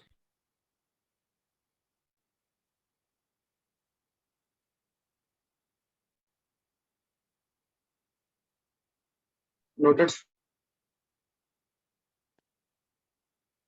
Yes, हमने SO2 के ऊपर डबल स्टार डाला है सर इसके लिए।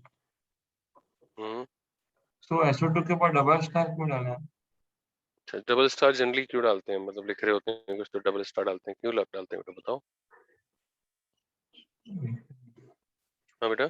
सेम इम्पोर्टेंट है इसके लिए। अरे वाह, आपने तो मतलब जीनियस हो आप, मतलब यार you are a genius, you know, god damn genius. Okay, तो हटा दूं? Yes sir, thank you. आपको सब कुछ पता लग जा रहा है यार पहले ही। चलिए अब देखिए भाई, विद सॉल्ट्स, और भाई इसमें रेफर टू GIC, और बेटे लीव वन पेज, और उसमें अपने आप से लिखिएगा, मतलब राइट योरसेल्फ। भाई अगर याद नहीं हो तो देख के लिख दीजिएगा, कोई बात नहीं, बट देखिए लिखिएगा जरूर, मतलब ना इम्पोर्टेंट है भाई। केस 1 मैंने बता भी दिया, एनायन एक्सचेंज। केस 2 मतलब होता था इसमें बेसिक कार्बन आता था एंड ऑल, ठीक है। इसके अलावा भाई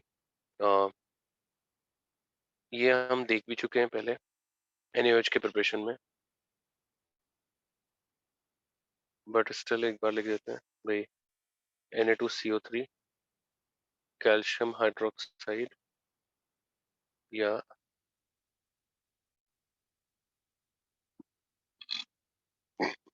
बेरियम हाइड्रोक्साइड, CaCO3 BaCO3 और NaOH आ जाएगा। Getting it?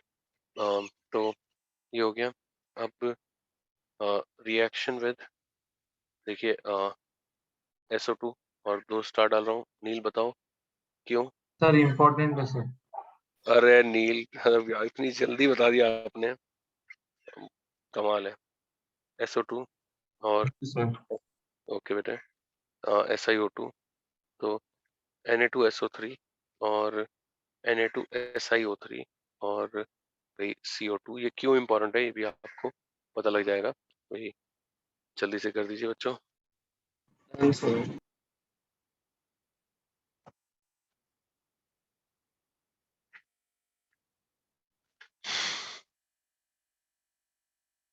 क्या कहते हैं? Done sir. उसमें एक पॉइंट लिख दीजिए कि भाई with acidic oxide Na2CO3 react with acidic oxide Na2CO3 reacts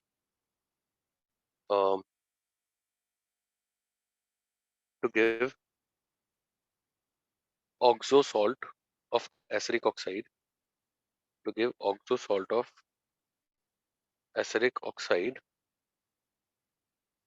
and releases CO2 और अब देखिए SO2 के साथ रिएक्शन क्यों इम्पोर्टेंट है ये भी बता देता हूँ बेटे। देखिए मतलब हम Na2S2O3 प्रिपरेशन देखेंगे, नेक्स्ट कंपाउंड वही है, और इसमें एक बेसिक प्रिपरेशन ही होता है कि Na2SO3 और सल्फर को अगर हीट करें तो Na2S2O3 आ जाता है, ठीक है। मतलब तो अब देखिए करेंगे क्या भाई, हम Na2CO3 plus SO2 plus sulphur लेंगे, तो यहाँ पे भी वही होगा कि भाई Na2CO3 प्लस SO2 क्या दे देगा, Na2SO3 प्लस CO2, और Na2SO3 प्लस सल्फर क्या दे देगा, Na2S2O3। तो ओवरऑल रिएक्शन क्या हो जाएगी भाई, Na2CO3 plus SO2 plus sulphur, बेटे Na2S2O3 प्लस CO2, और ये प्रिपरेशन ऑफ भाई Na2S2O3 में लिया जाएगा, इसीलिए ये भी इतना इम्पोर्टेंट है। ठीक है, तो ये हमने सोडियम कार्बोनेट करा। अब थोड़ा सा इसके बारे में देख लेते हैं, सोडियम बाइकार्बोनेट, भाई बेकिंग सोडा। और भाई कैसे बना जाएगा प्रिपरेशन, भाई Na2CO3 लिया जाएगा। अब ये फ्रॉम सॉल्वेज और लेब्लैंक प्रोसेस, और भाई CO2 एक्सेस और प्लस वाटर, इससे क्या आएगा NaHCO3। भाई कॉपी कर लीजिए।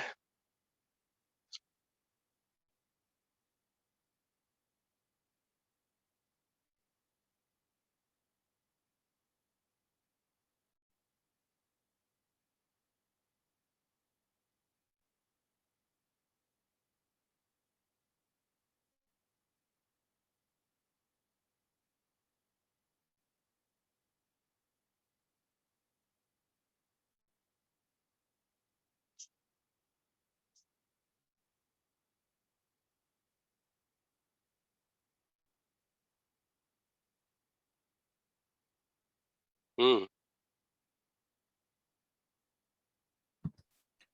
Noted, sir. मैं छोड़ा दूं? Yes sir. Thank you. हाँ भाई, अब देखिए NaHCO3 सॉलिड याद है कुछ कैसा होता था भाई? इन्फिनाइट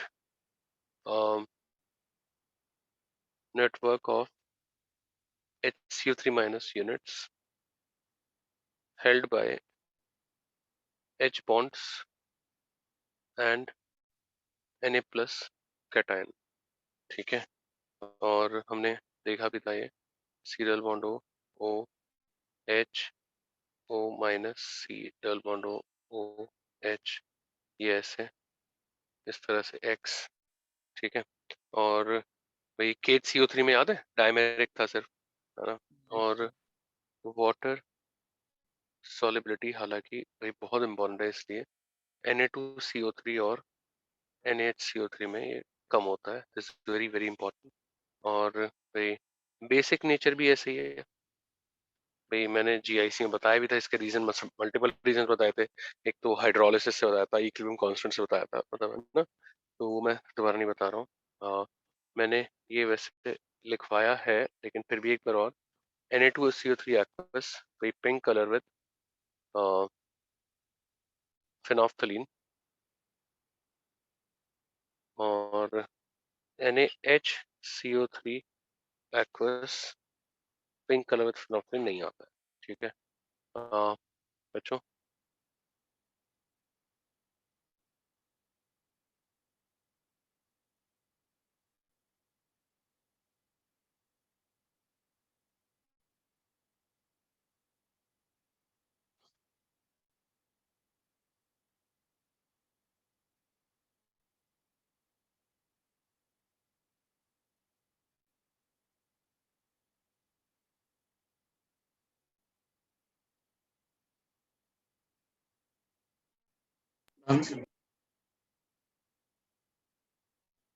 हम्म Done, sir.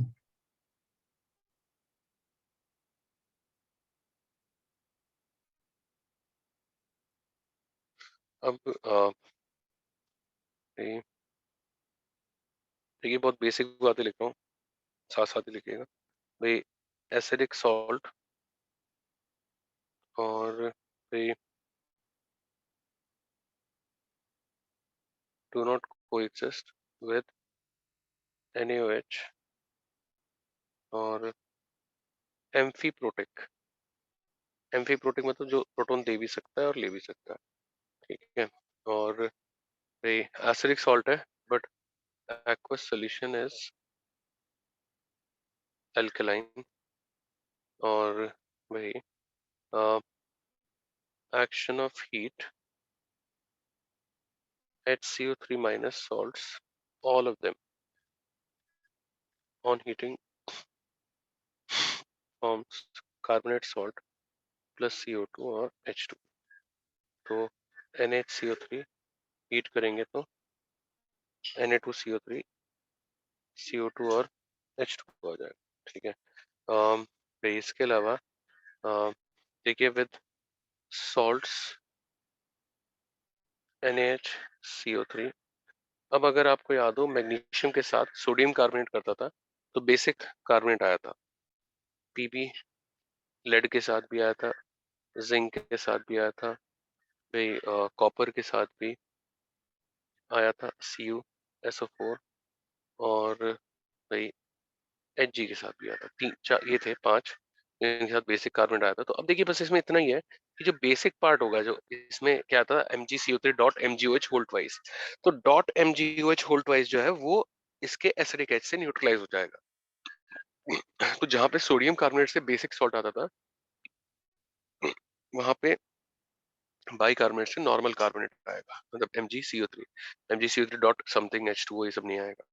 CO2 H2O सब में आना है, मतलब वो तो बाद में बना देंगे। तो यहाँ पे PbCO3 zinc carbonate copper carbonate HgCO3 ये सब आएंगे, प्लस भाई हमारा एसिड बनेगा इसमें HCl, इसमें एसिटिक एसिड, ये सब कुछ ऐसे बनेंगे तो वो देखेंगे भाई। देखिए सॉल्ट के साथ रिएक्शन बताया,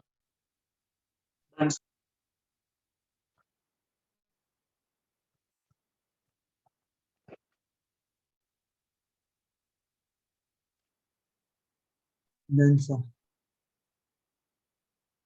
कुछ ऐसे।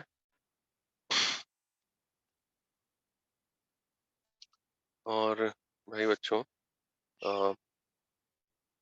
उसके बाद आता है एक्वस सोडियम बाइकार्बोनेट टेस्ट और रेफर टू जीओसी में कराया गया होगा से कि ऑर्गेनिक एसिड्स में भाई among organic acids stronger than, याद है H2CO3 decomposes NaHCO3 to give CO2। अब ये पैरानाइट्रोफिनॉल के साथ नहीं होता था, पैरानाइट्रोफिनॉल कम एसिडिक है तब भी देता था। इसके अलावा almost all inorganic acids decomposes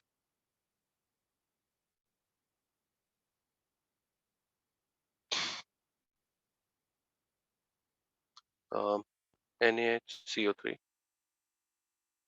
to give CO2।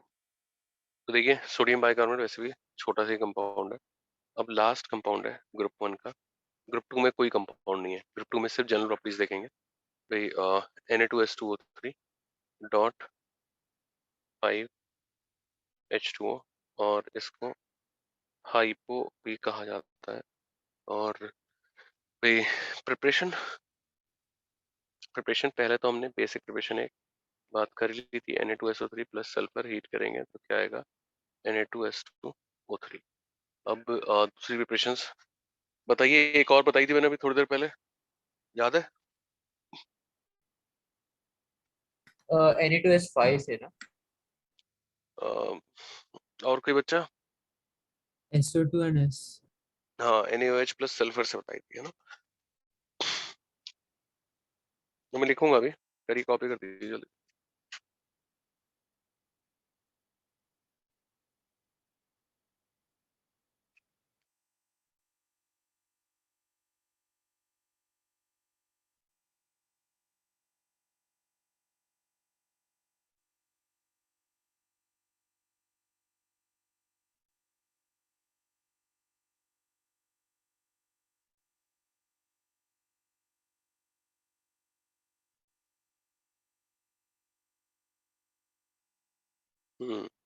भाई लोगों Done, sir. noted sir।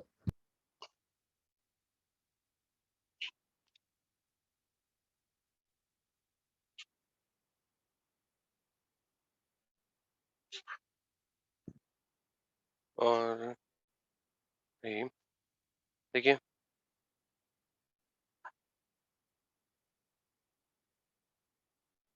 ये बताया था मैंने, मेरे साथ साथ लिख देना बेटे, अभी थोड़ी देर पहले भी करा था। सल्फर एक्सेस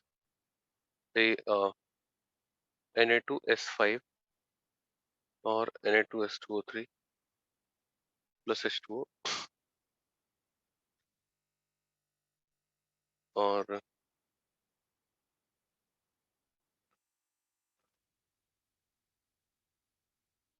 अब देखिए वही है, NaOH मिला है तो वेस्ट नहीं करेंगे भाई, रिसाइकिल कर देंगे, रिसाइकल्ड।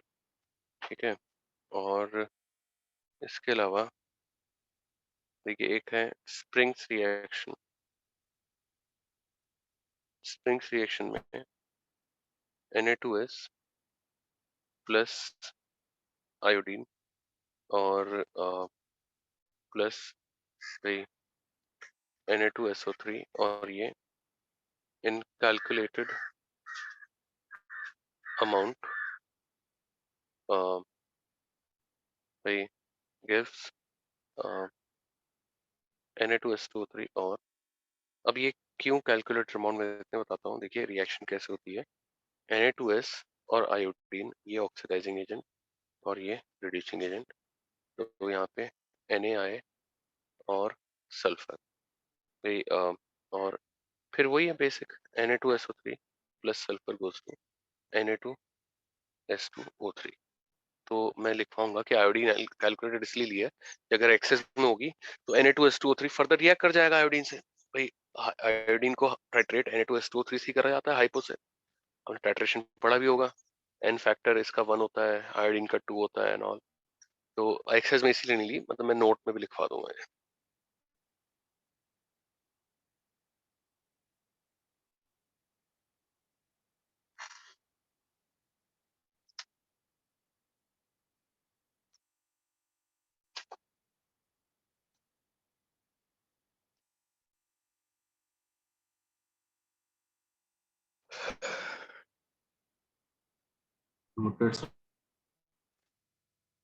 भाई लिख दीजिए iodine is taken in calculated amount. Iodine is taken in calculated amount because it can oxidize Na2S2O3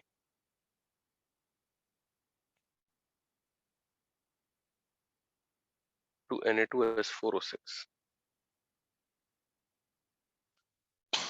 ठीक है, और भाई ऐसे ही Na2CO3 plus SO2 plus sulphur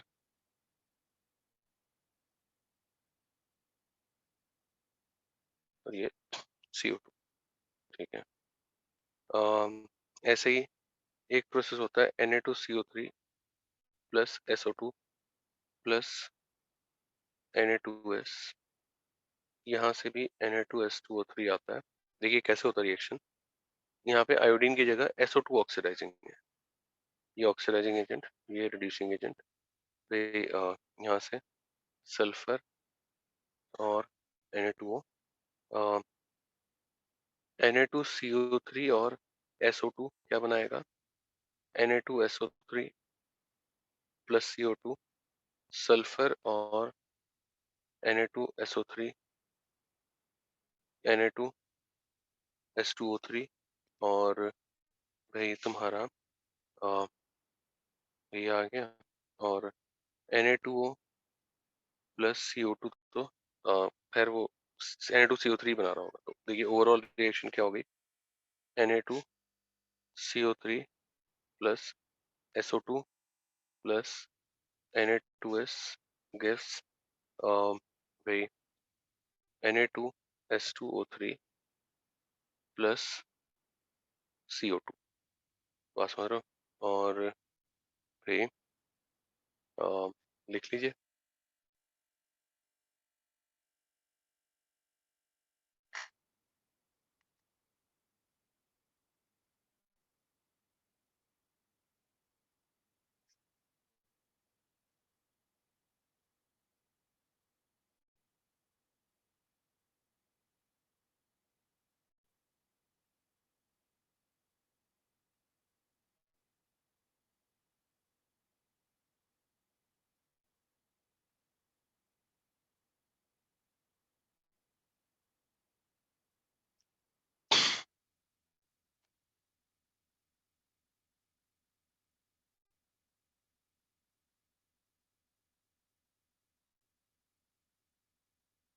sir एक डाउट है, अगर हमारे पास सिर्फ Na2S है और एक ऑक्सीडाइजिंग एजेंट है तो हम Na2S2O3 क्यों नहीं बना सकते? तो इसमें Na2SO3 चाहिए होगा ना यार,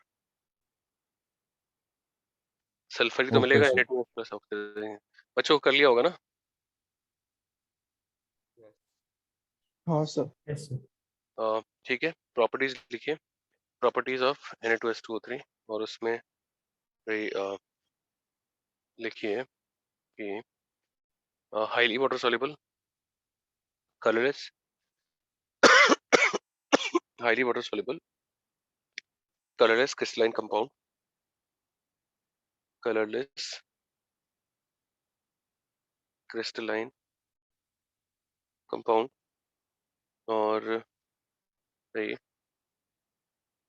अब देखिए भाई एक्शन ऑफ हीट जेई में पूछा जा चुका है एडवांस में, Na2S2O3 डॉट 5H2O, मतलब याद रखने वाला ही है, तो Na2S2O3 प्लस 5H2O, फिर Na2S2O3 हीट अगर करते हैं तो Na2S5 और Na2SO4 आता है। तो देखिए Na2S5 दो रिएक्शंस में आया अभी तक, दोनों इंपॉर्टेंट है। एस सल्फर एक्सेस में लेंगे तो आएगा, और अगर इसको हीट करेंगे हाइपो को तो आएगा, ठीक है। और भाई अब देखिए S2O3 2- जो है ये डाइल्यूट HCl और डाइल्यूट HCl4 ग्रुप का है भाई। वैसे मैंने बताया था इसका जो एसिड है ये अनस्टेबल होता है due to weak 3p pi plus 3p pi linkage and decomposes to give sulfur SO2 and H2O, जैसे ही बनता है तो भाई इसमें डिकम्पोज हो जाता है। और लेकिन Na2S2O3 के सॉल्ट जो होते हैं वो स्टेबल होते हैं भाई। उसका रीजन होता है कि यहाँ पे रेजोनेंस की वजह से OOS और ये डबल बॉन्ड कैरेक्टर कम हो जाएगा, मतलब इसमें भाई OS double bond O minus, this is more stable resonating structure, और भाई स्ट्रक्चर और इसका कंट्रीब्यूशन ज्यादा होगा, ठीक है। तो इस पे छोटा सा नोट लिखवाऊंगा कि थायोसल्फेट सॉल्ट्स फेयरली स्टेबल है, बट थायोसल्फ्यूरिक एसिड अनस्टेबल है बिकॉज भाई रेजोनेंस केसेस में पाई बॉन्ड कैरेक्टर कम हो गया। बच्चों इनके बच्चों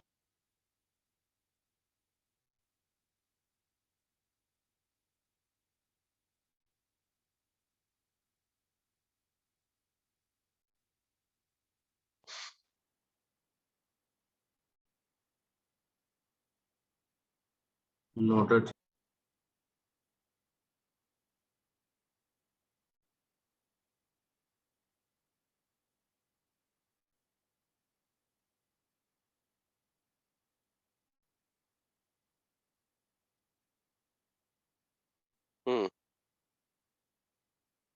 बच्चों यस लिख दीजिए कि भाई चलिए इतना ही करते हैं आज भाई। लिख दीजिए कि thiosulfuric acid is unstable but thiosulfate salts are fairly stable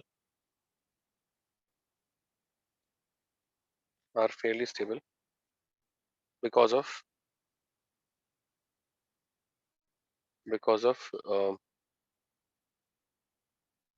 single bond character imparted in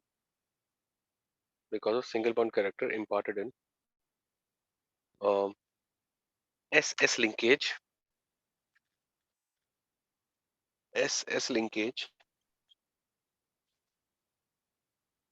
due to resonance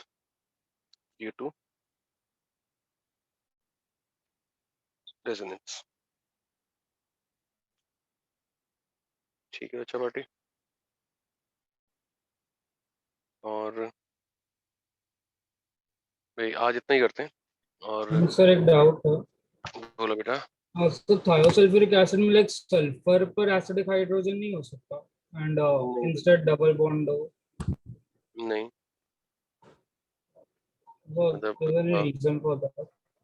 भाई मतलब देखो स्ट्रक्चर ऐसा नहीं है कि हमारा बेटे जो बना है वो बना लेंगे। तो स्ट्रक्चर के लिए ना स्पेक्ट्रोस्कोपी से पीक्स पता लगते हैं कि कौन सा पीक है।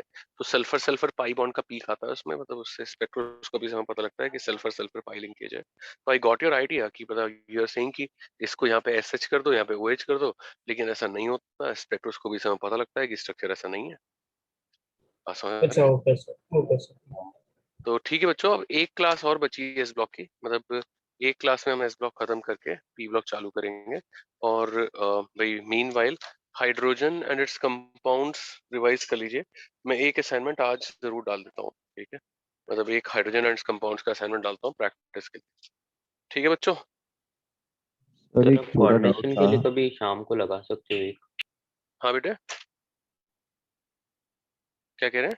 सर कोऑर्डिनेशन के डाउट्स के लिए। हाँ बेटे, डाउट्स कोऑर्डिनेशन के लिए रखेंगे। मतलब भाई आज तो नहीं, लेकिन रखेंगे, इसी वीक में रखेंगे बेटे, है ना? ओके बच्चे,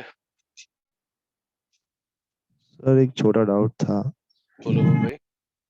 सर वो जो आप रिएक्शन करा रहे थे बोरॉन और silicon with fuse molten NOH, तो आपने एक पॉइंट लिखा था कि सिलिकॉन लेस रिएक्टिव है due to tetrahedral network structure. वो टेट्राहेड्रल से लेस रिएक्टिव कैसे हुआ समझा नहीं। मतलब वो टेट्राहेड्रल होने की वजह से लेस रिएक्टिव नहीं है भाई। मतलब नेटवर्क स्ट्रक्चर होने की वजह से लेस रिएक्टिव है। सिलिकॉन सिलिकॉन लिंकेज इनफिनाइट ऐसे नेटवर्क होगा, उसकी वजह से लेस रिएक्टिव है, ऐसा बोल रहे अच्छा हैं। Okay sir. ठीक है बच्चों, तो आज इतना ही, नेक्स्ट क्लास में आगे बढ़ते हैं। टेक केयर, बाय बाय, मस्त। Thank you sir. ओके बच्चों।